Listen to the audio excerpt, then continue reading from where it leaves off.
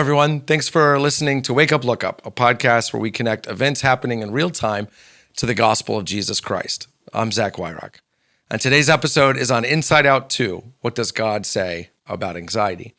Inside Out is the intellectual property of Pixar Animation Studios. It's a really cute story about a girl named Riley and the emotions that become characters who live inside her head. If you've seen the first one that came out a long time ago, it's the story of a young girl dealing with young girl kind of emotions. We got anger, sadness, joy. It's a really cool way of making us all kind of come to peace with the way our emotions operate inside of us. It's a really cute movie if you haven't seen it. Well, fast forward to today, a second one is out, and Riley is now hitting her teen years. And as we can all attest, that means emotions get a little more complex. And in Pixar shows this by introducing new characters, chiefly the main character, anxiety. Anxiety being the main character of Inside Out 2 is a really good depiction of how art can imitate culture. They didn't choose anxiety by accident. They chose anxiety because as consumers, we would resonate with that story because it might be true that anxiety is the chief emotion of our society. We are more anxious now than we've ever been, and maybe we are more anxious than we are anything else. Art does a great job of getting us to think about these things and to wrestle with these questions. But of course, when we want answers, we need to go to the Bible. And in the Bible, Jesus has a lot to say about anxiety. And I think the most poignant place that he talks about anxiety is in Matthew chapter 6. Jesus challenges us. He says, listen, why do you worry about what you're going to eat? Or why do you worry about what you're going to wear?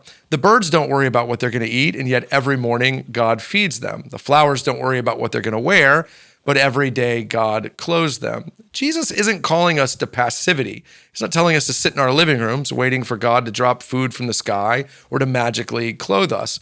Birds and flowers aren't passive. We even have an expression, the early bird gets the worm. Jesus' point isn't that we should be called to laziness. His point is that birds know the secret of life is to just be a bird. Flowers are just flowers. But because people are made in the image of God, at our default setting in our sinful hearts, we tend to think that we need to be God, that we need to carry all the problems of our lives and all the problems of our worlds, all the problems of not just today, but tomorrow and future tomorrows, because we are responsible. Jesus is telling us that this burden will crush us.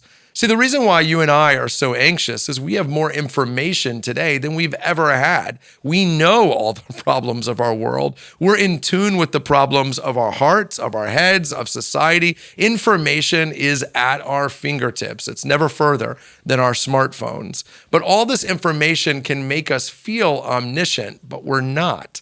The truth is we're always going to encounter problems, situations, difficulties that we don't have the answers to. And in those moments, Jesus in Matthew 6 isn't shaming us.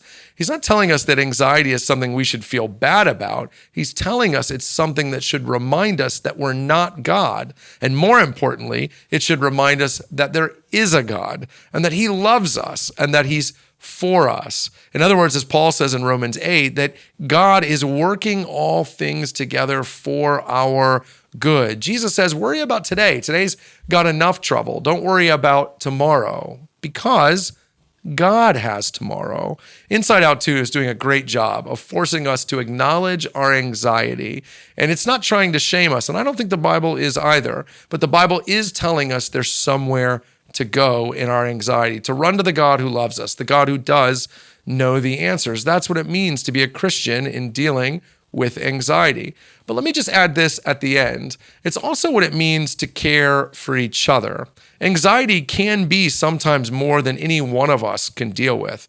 That's why we should be thankful for our circle, for our friends, for our counselors, for those who are equipped and trained to help us navigate anxiety, to take us to God when we're too busy trying to be God. So run today with your anxiety to Jesus. And if you find running to be too exhausting today, find somebody who will take you by the hand and help you get there. Anxiety is a reality for all of us, but it is never more real than the God who loves us. Hey, thanks for watching this video. Make sure you hit like and subscribe to get future content from Wake Up, Look Up and from Christ Community Chapel. And while you're here, check check out the other videos we have available.